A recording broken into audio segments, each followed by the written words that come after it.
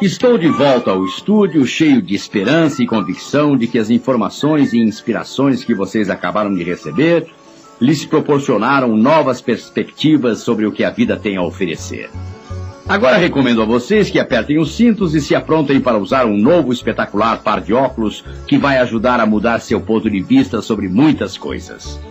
Estimulo vocês a olhar para a escada que leva ao topo. Vocês podem encontrá-la no manual de trabalho que acompanha esta série. Notem que identificamos o que as pessoas querem na vida e desenvolvemos uma série de passos que vocês devem seguir em sua jornada para o topo. Agora vamos nos juntar à nossa plateia e começar.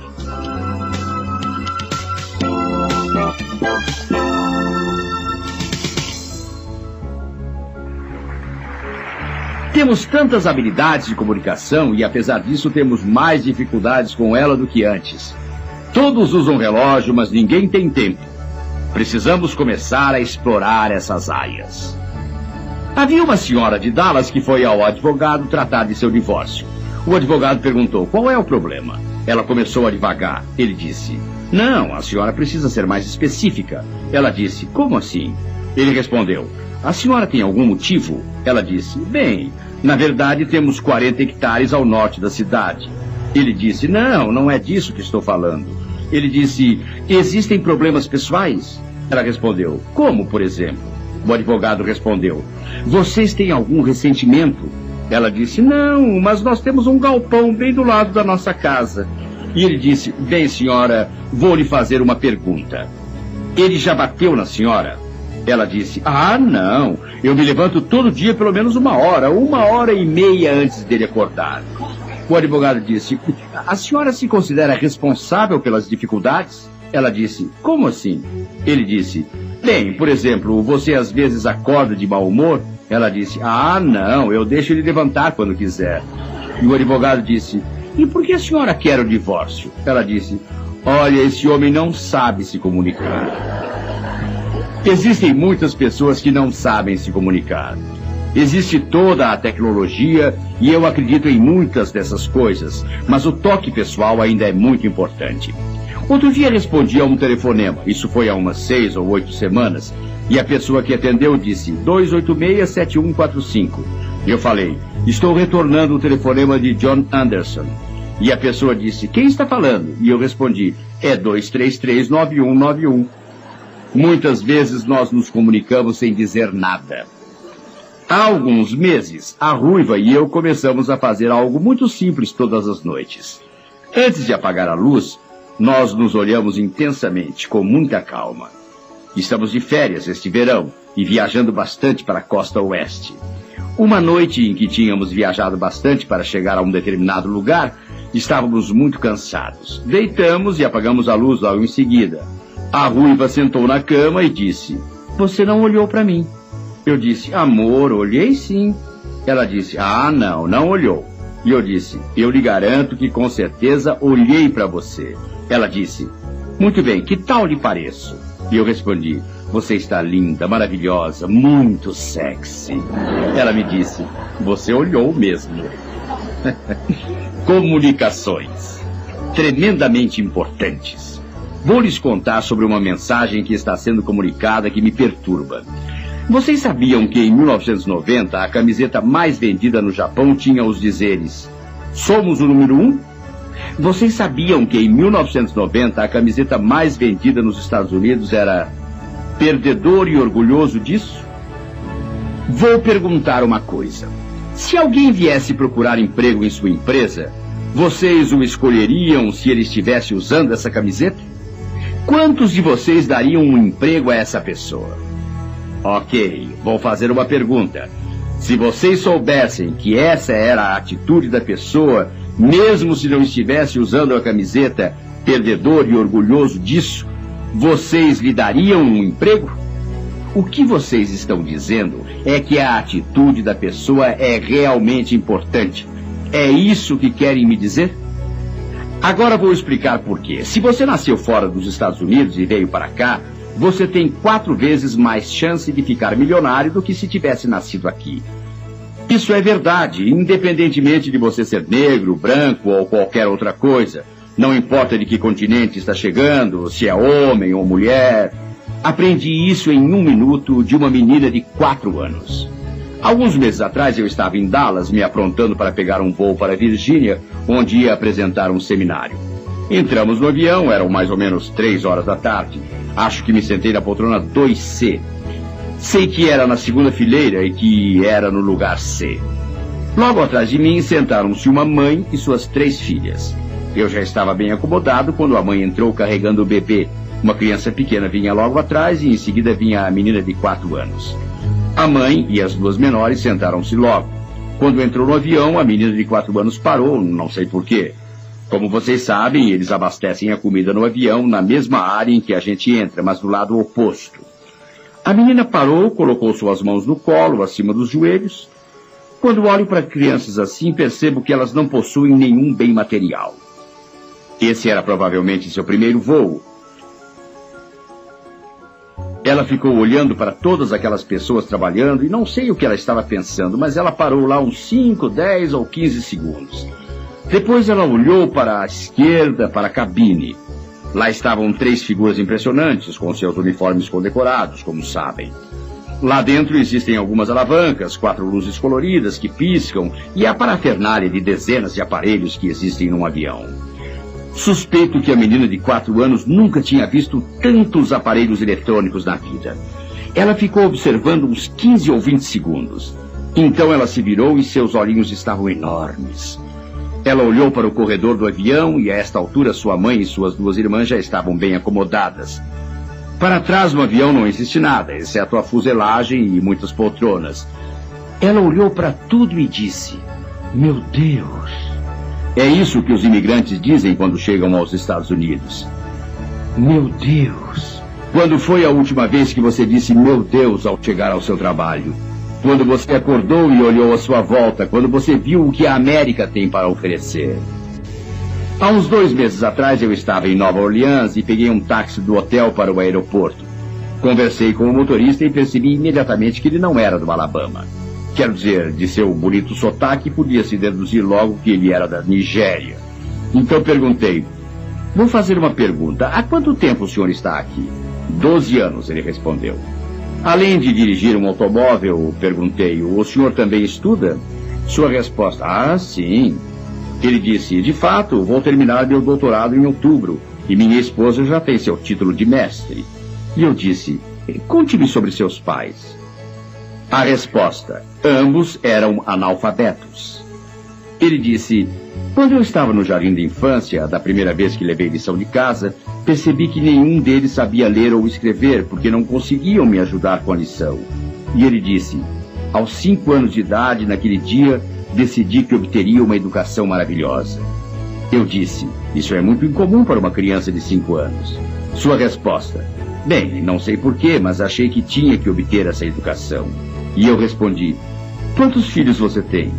Ele disse: "Tenho 4. Eu perguntei: "Com que idade?" "Eles têm 4, 6, 8 e 10 anos, respondeu ele. Eu disse: "Aposto que todos vão à escola e são bons alunos, não é?" Ele respondeu: "Ah, sim." E disse ainda: "Eles estão entre os melhores da classe." Eu perguntei: "Como você sustentou sua família todos esses anos?" Sua resposta: "Como pode ver, dirijo um táxi. Já fui coveiro, já fui guarda de segurança, carreguei e descarreguei caminhões, dei aulas particulares, fiz tudo o que pude e minha esposa também. Tudo o que foi necessário para sobreviver e estudar." Eu disse: "E agora, o que você vai fazer?" Ele respondeu: "Já fui contratado por uma financeira importante em Wall Street. Meu doutorado é em administração e finanças. Vou para Wall Street e trabalharei lá 2 anos. Depois me prometeram um cargo importante no governo e quando eu voltar para casa vou ficar lá pelo resto da minha vida." É disso que estou falando, amigos. Quando os imigrantes chegam, eles veem toda essa fabulosa oportunidade. E vocês precisam entender que, comparado com o local de onde eles vêm, isto aqui é realmente um paraíso. E quando descobrem que temos problemas aqui, já é tarde demais. Eles já fizeram muito sucesso. Vocês sabem que isso é tragicamente ridículo, não é? Eles ficam tão encantados com a diferença que acreditam piamente que estão no paraíso. E quanto a nós que nascemos aqui? Para nós, tudo é normal. Isso não é trágico? A atitude dos imigrantes é tão importante. Bem, dizem que tenho que começar ganhando o salário mínimo, mas vou conseguir outro emprego, vou estudar, vou conseguir o próximo emprego. Na semana passada estive em Springfield, Missouri. Lá ouvi falar de um grupo de vietnamitas que chegaram à cidade e passaram a morar basicamente na mesma área. O primeiro abriu um pequeno restaurante e desde então já contratou 3 ou 4 dos outros. Outros 3 já abriram seus próprios restaurantes. Eles realmente focalizam o que querem. No início fazem sacrifícios, trabalham e poupam para alcançar seu objetivo. Eles são pacientes e os resultados são surpreendentes. Vejam, basicamente sou um oculista. O que faço é viajar por este país ajustando meus novos óculos, e é isso que estou fazendo aqui hoje. Eu lhes trouxe um novo par de óculos. Vou lhes dizer algo sobre esses óculos. Eles não são cor-de-rosa. Repito que a vida é dura, mas posso lhes dizer que se forem duros consigo mesmos, a vida vai ser muito mais fácil para vocês. Quando vocês se disciplinam e fazem as coisas que precisam fazer quando precisam ser feitas, vai chegar o dia em que vocês vão poder fazer as coisas que quiserem, quando quiserem. O par de óculos de que estou falando é espetacular, porque com ele vocês poderão ver coisas surpreendentes. Em 1987, a revista Forbes fez uma pesquisa com empresários.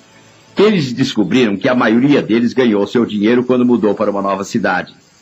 Espere um pouco, não comecem a fazer suas malas. Vou contar o que descobriram. Alguns ganharam seu dinheiro quando mudaram de Winston-Salem para Charlotte. Mas outros ganharam seu dinheiro quando mudaram de Charlotte para Winston-Salem. Alguns ficaram ricos quando mudaram de Dallas para Denver. Outros quando mudaram de Denver para Dallas. Eles descobriram que o lugar não tinha nenhuma influência nisto. Mas espera um pouco, Ziegler. Você acabou de dizer que eles ficaram ricos depois de mudar. E é isso mesmo. E o motivo disso é que planejaram ficar ricos. Eles se prepararam para isso. E porque planejaram, prepararam. Eles estavam certos de que ficariam. Quantos de vocês aqui hoje têm algo a ver com a contratação de outras pessoas? Levantem as mãos, por favor. Muito bem. Nós vamos estimular vocês. Eu vou lhes pedir algo. Vocês vão escrever umas 40, 50 palavras. Desde já, lhes digo que essas serão as palavras mais importantes que jamais escreverão em um seminário aberto. Vou passar o resto do tempo falando sobre essas palavras. Agora, por que essas palavras são tão importantes? Em Dallas, damos um seminário chamado Nascido para Vencer. Pessoas de todo o mundo participam dele. Tivemos um jovem chamado Samuel Akwasi Sarpong. Ele era da tribo Ashanti, de Gana. Em sua tribo, eles escolhem o nome de seus bebês pelo dia da semana em que nascem. Samuel era seu primeiro nome, Sarpong, seu sobrenome, e Akwasi, o nome correspondente ao dia da semana que ele nasceu. Em sua língua, Akwasi significa devoto, gentil, amante da paz e bondoso. É bastante interessante o fato de o jovem ser um ministro cristão. Os bebês que nascem na quarta-feira recebem o nome de Kwaku. Kwaku significa desprezível, violento, agressivo, compulsivo. É bastante interessante que em Gana, mais de 50% dos crimes são cometidos pelos que nasceram em uma quarta-feira. Portanto, sinto muito. A única explicação é que existe uma expectativa. E aí temos essa palavra de novo. A expectativa nas mentes dos pais e da sociedade finalmente chega até a criança e os resultados são inevitáveis. Vocês devem estar pensando, mas isso é na África. Bom, vamos agora falar sobre os Estados Unidos. Em seu livro Dilema dos Povos, Wendell Johnson diz que entre os índios de sangue puro morando numa reserva, que cresceram nessa reserva e que aprenderam sua língua materna, não existe um único gago. É bastante interessante que na língua e nos dialetos dos índios não exista qualquer palavra ou substituto para indicar gagueira. Se não existe uma palavra para gagueira, como podemos gaguejar? Nós rimos um pouco e dizemos, isso parece ótimo, Ziegler, e dizemos, e daí? Aqui está o porquê. Palavras criam visões e nós completamos as mesmas. Que inteligência damos a uma criança quando a chamamos de burra? Em que medida um trabalhador se torna mais produtivo quando o chamamos de preguiçoso e irresponsável, ou mesmo quando pensamos isso a respeito dele? Isto acontece porque comunicamos nossos sentimentos. É mais que um clichê dizer que se esperamos o máximo do nosso pessoal, temos que ver o máximo nele. Isso é absolutamente verdadeiro. Bill Glass, um ex-jogador profissional do Cleveland Browns, que visita prisões em todo o nosso país hoje em dia, disse que mais de 90% de todos os homens e mulheres que são prisioneiros atualmente ouviram repetidamente dos seus pais: um desses dias você vai acabar na cadeia. Nós colhemos o que plantamos. O pessoal de computação costuma dizer: entra lixo, sai lixo. Tudo isso é verdadeiro, e é totalmente verdade que se você colocar coisas boas como resultado, vai receber coisas boas. Essa mesma lei funciona dos dois lados. Se colocarmos coisas ruins, receberemos coisas ruins. Quando colocarmos coisas boas, receberemos coisas boas. Gosto muito da história do esquimó lá no Alasca, que tinha 2 cães de briga. Todos os sábados ele levava os 2 a um vale onde lutavam ferozmente. Um dos cães era branco e o outro preto. Uma semana o cão preto ganhava e na outra era o branco. E finalmente eles ficaram tão machucados que tiveram que ser aposentados. Então, num sábado, o velho índio voltou à cidade e alguém perguntou: notei que você apostava nos cães todas as semanas. Ele disse: ah, sim. O outro disse: notei que você sempre escolhia o vencedor sem erro. Todas as semanas você escolhia o vencedor. Uma semana o cão preto vencia, na semana seguinte era o branco, mas você sempre apostava no vencedor. Como você sabia em que cão apostar? O velho índio sorriu e disse: era fácil, eu sempre apostava no cão que eu alimentava durante a semana toda. Bem, amigos, essa é a pessoa em quem vou apostar. Na pessoa que repetidamente se alimenta de coisas boas sempre. Essa é a pessoa em quem vou apostar. Sim, sua atitude é importante, assim como muitas outras coisas. Agora vem a minha pergunta. Para os que lidam com contratação, quero que imaginem que existe uma vaga agora em sua empresa. É óbvio que queremos a melhor pessoa para o trabalho, não é? Quero que pensem exatamente quais as qualidades que vocês gostariam que essa pessoa tivesse. Digamos que vocês pudessem escolher uma pessoa com qualidades ideais. Digamos que vocês acabaram de adquirir um novo computador com um programa capaz de selecionar candidatos de acordo com as qualidades que você quer que eles tenham. Esse novo computador permite a você fazer uma seleção das pessoas com base nas qualidades que deseja que elas tenham. Imaginem que vocês podem fazer a seleção dessa pessoa que vocês estão entrevistando baseados em 12 qualidades ideais. Deixem sua imaginação fluir. O que tornaria ideal um candidato? É importante vocês anotarem essas palavras. Se não anotarem, vocês se arrependerão muitas e muitas vezes até o dia de sua morte. Então, anotem essas palavras. Deixem suas ideias fluírem. Já vou dizer a vocês de antemão. Ralph Waldo Emerson disse uma coisa, e eu acredito que ele está certo. Nosso maior desejo na vida é alguém que nos faça fazer o que podemos fazer. De que professor vocês se lembram mais? É daquele que deixava vocês fazerem o que queriam, ou é daquele que exigia o seu melhor e que trazia à tona o melhor que vocês tinham? A premissa que estou usando é: acredito que se pudermos juntar as qualidades ideais do chefe ideal e as qualidades ideais do funcionário ideal, chegaremos a uma pessoa que terá sucesso. Quantos de vocês concordam que essa é uma premissa razoável para discutirmos? Levantem as mãos, por favor. Muito bem.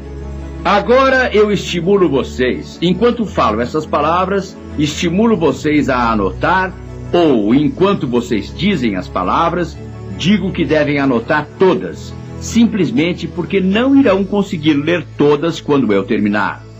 Não vou conseguir colocar todas aí. Enquanto falo, por favor, anotem. Qual é a primeira qualidade que você gostaria que a pessoa ideal tivesse? Vocês dizem e eu escrevo. O que querem que ela seja? Vocês querem que tenha... boa atitude mental positiva. Vocês querem uma atitude mental positiva, AMP. Muito bem. Outra.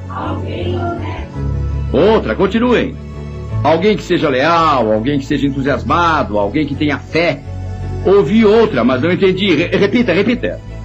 Alguém que seja disciplinado. Muito bem, mais uma.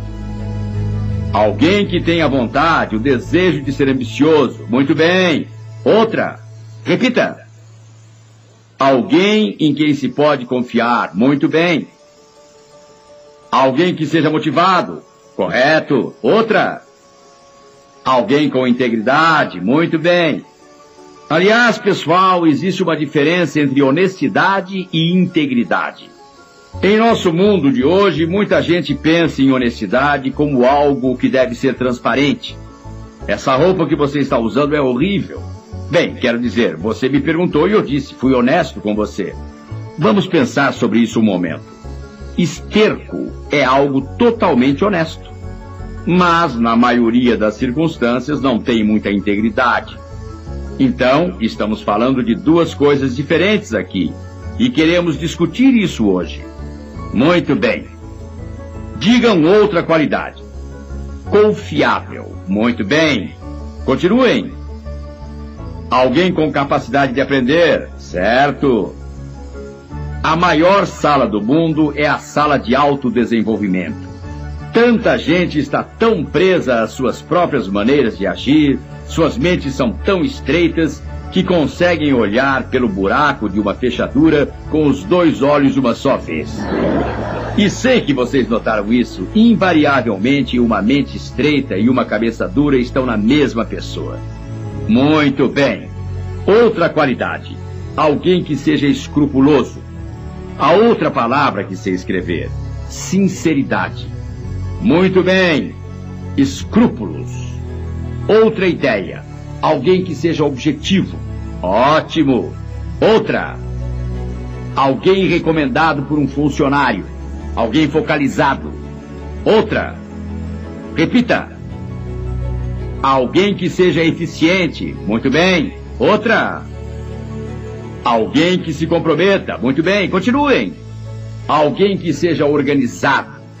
Talvez não tanto quanto nossa presidente. Ela confere as cópias Xerox. Mas sei sobre o que estão falando quando dizem organizado. Muito bem.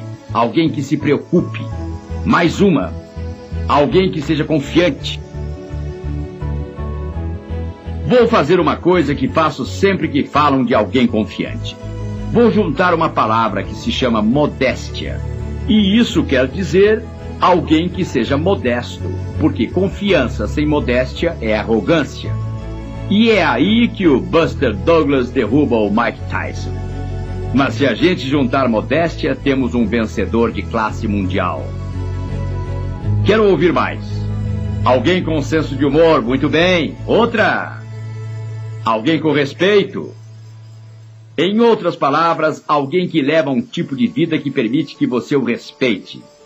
Vocês sabiam que nunca serão rudes com alguém a quem respeitam? É isso mesmo. Pode ser uma empregada doméstica, seu filho, seus pais, seus funcionários ou vizinhos, seja quem for. Nunca somos rudes com alguém que respeitamos. Portanto, vocês querem alguém a quem possam respeitar. E como vocês conseguem respeito? Bem, isso é parte do que estamos fazendo agora. Mais qualidades. Pontualidade, é isso que disse? Ótimo, mais uma. Alguém com bom senso ou alguém, como diriam alguns, com ideias reais, conhecimentos estáveis. Muito bem, vocês estão me acompanhando e isso é ótimo. Mais uma qualidade.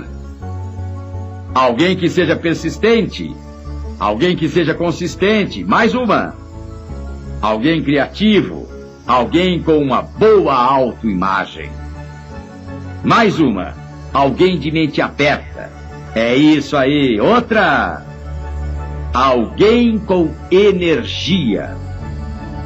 Uma pesquisa revelou que 93% dos executivos do mais alto escalão, 93% deles, em uma pesquisa importante, tinham um alto grau de energia. Muito bem, digam mais uma. Alguém convincente, ótimo. Alguém, já disseram, que seja trabalhador.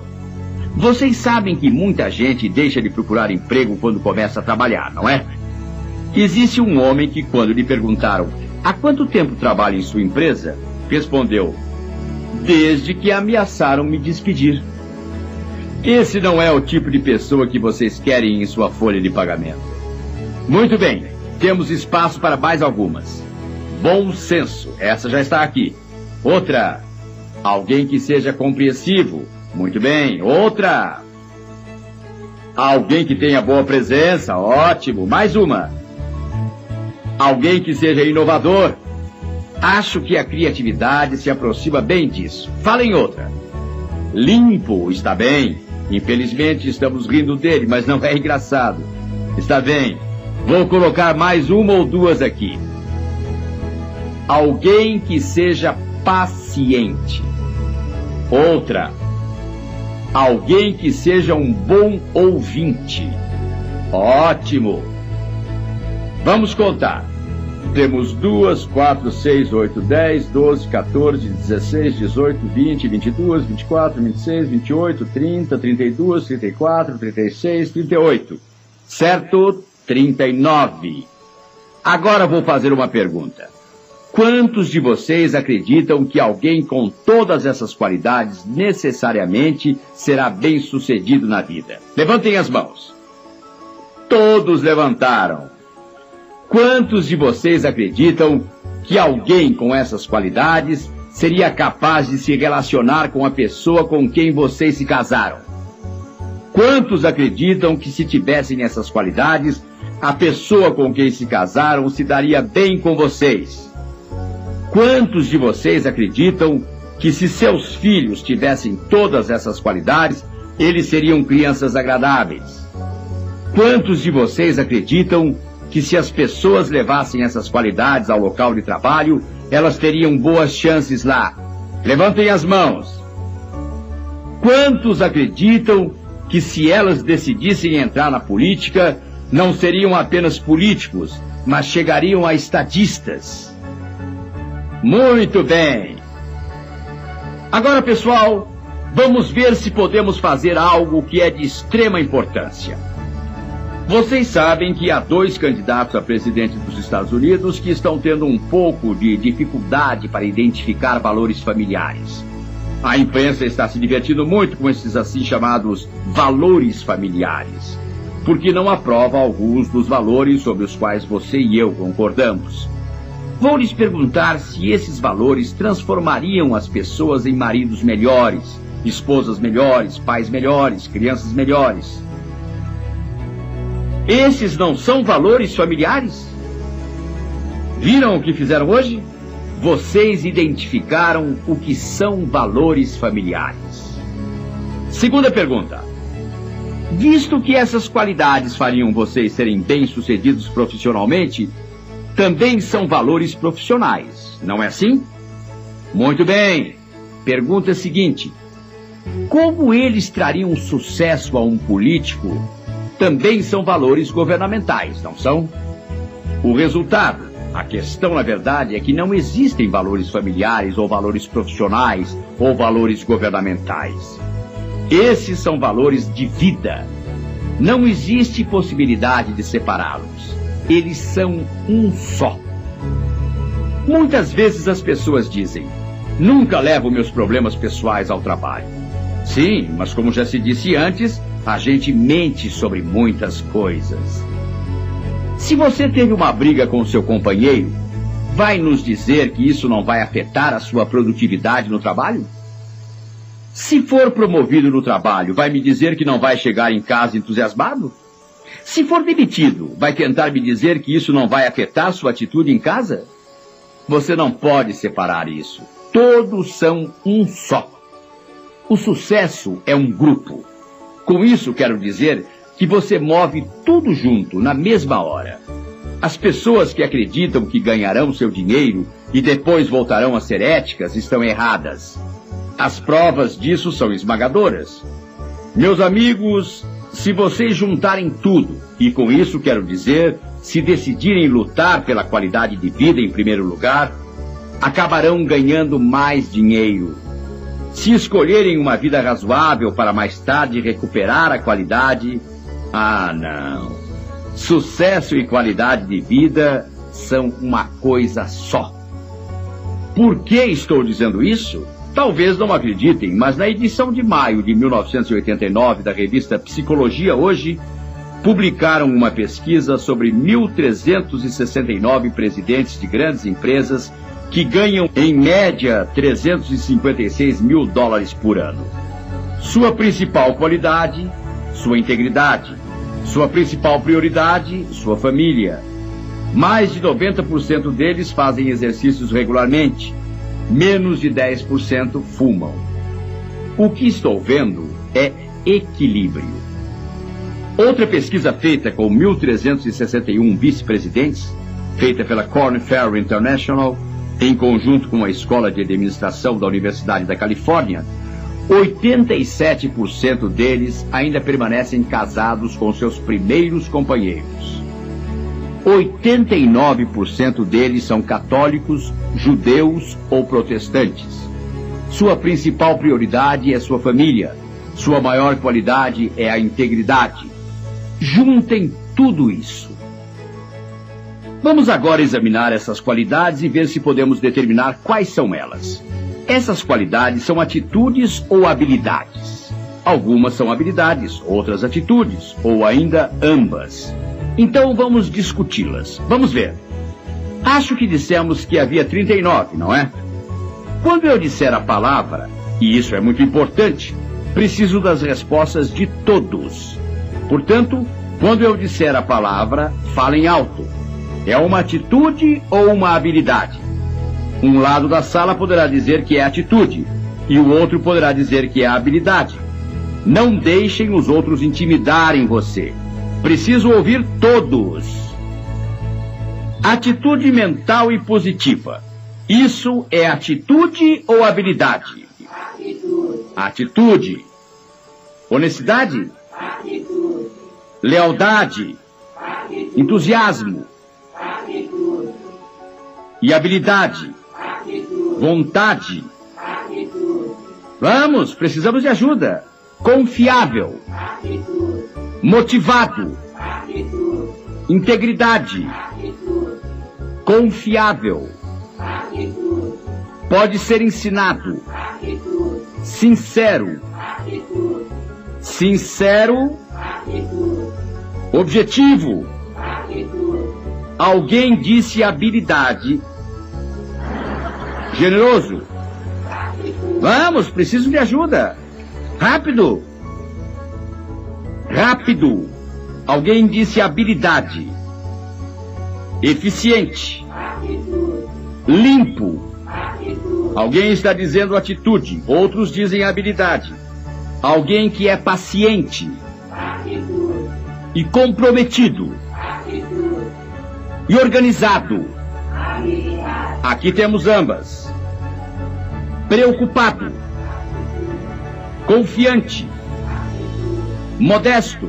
Atitude. Com senso de humor. Atitude. Ambas. Alguém com respeito. Atitude. E alguém que é pontual. Atitude. Ambas aqui. Bom senso. Atitude. Alguns chamam de sabedoria. Muito bem. É uma atitude, foi isso que todos disseram. Está bem. Persistente. Atitude. Consistente. Atitude. Alguém que seja criativo. Atitude. Ambas nesse caso. Quantos acreditam que possa ser um dom? Muito bem, vou marcar essa com D. Que tal essa aqui? Tudo bem? Boa autoimagem. Atitude. Mente aberta. Atitude. Cheio de energia. Atitude. Vocês estão ficando bem fraquinhos, só faltam algumas qualidades. Muito bem. Alguém que seja convincente. Atitude. Ambas nesse caso. Alguém que trabalhe muito. Atitude. Alguém compreensivo. Atitude. E alguém com boa presença. Atitude. Muito bem. Agora o último. Um bom ouvinte. Atitude. Aqui entram ambas. Muito bem. 29 das 39 são só atitudes. 9 incluem atitudes. Portanto, 38 das 39 referem-se a atitudes. Com isso em mente, quantos de vocês acreditam que sua atitude seja importante? Levantem as mãos. Muito bem. Quantos de vocês acreditam que com todas essas qualidades haveria uma chance legítima de ser feliz, saudável, razoavelmente próspero, confiante, ter amigos, paz de espírito, um bom relacionamento familiar? E quantos acreditam que alguém com todas essas qualidades teria uma chance legítima de obter tudo isso? Levantem as mãos. Por favor, levantem as mãos. Obrigado. Agora vou fazer uma pergunta. Quando estudavam na escola, quantos de vocês participaram de algum curso que realmente lhes ensinou como desenvolver essas qualidades? Levantem as mãos. Pessoal, vou fazer outra pergunta. Como parece que não estou recebendo muitas respostas, vou fazer outra. Quantos de vocês acreditam que se elas fossem ensinadas, se essas qualidades fossem ensinadas na escola, isso teria um efeito enorme sobre o uso de drogas, abuso de álcool, de mulheres, de crianças, sobre o crime, a produtividade, sobre tudo? Levantem as mãos, por favor. Muito bem. Agora, quantos de vocês acreditam que estamos no caminho errado quanto à educação? Levantem as mãos. Muito bem. Identificamos o que é necessário para obtermos o que queremos e descobrimos o problema. Agora sabemos quem são os culpados. São aqueles professores. Não é maravilhoso? Até o momento nós éramos os responsáveis. Mas agora, que ótimo. Temos alguém para culpar. Aposto que vocês mal podem esperar até amanhã para dizer algumas coisas a esses professores. Vocês precisam fazer isso e aquilo. Mas, pessoal, vou dizer uma outra coisa. Quando apontamos o dedo dessa maneira, existe um dedo 3 vezes maior apontando para nós. Vou lhes fazer uma pergunta. Nos estados da Carolina do Norte e da Carolina do Sul, quantas horas as crianças ficam na escola por dia? 5,5. Alguém disse 5h30. Não posso multiplicar rapidamente 5,5. Vamos dizer que sejam 6 horas. Muito bem.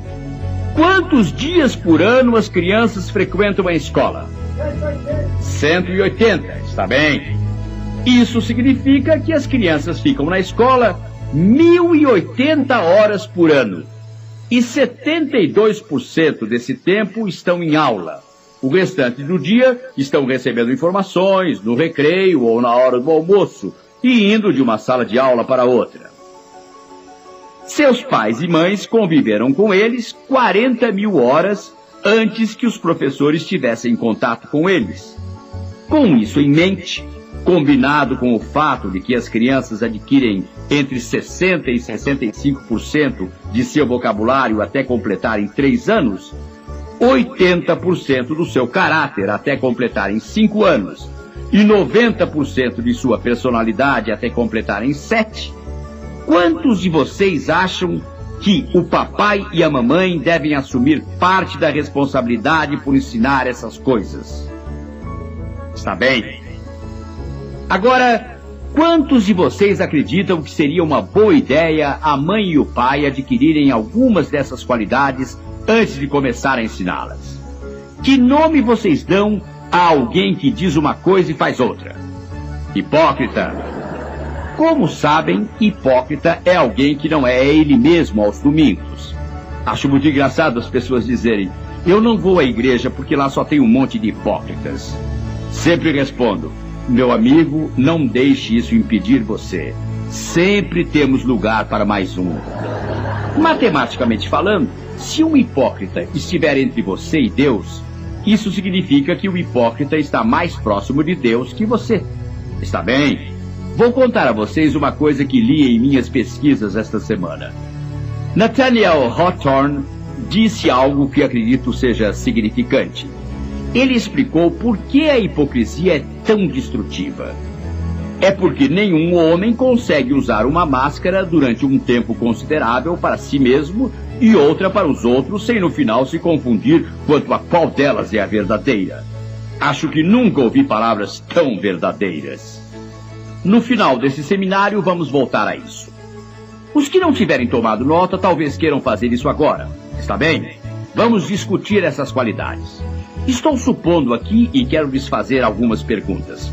Quantos de vocês acreditam que alguém com todas essas qualidades que identificamos, todas as 39 delas, poderia conseguir um emprego em qualquer lugar, a qualquer momento, sob quaisquer circunstâncias e se dar bem nesse emprego? Quantos de vocês acreditam que uma pessoa com todas essas qualidades poderia ter o emprego ou profissão que vocês têm agora e literalmente chegar até ao topo nesse emprego? Levantem as mãos. Obrigado.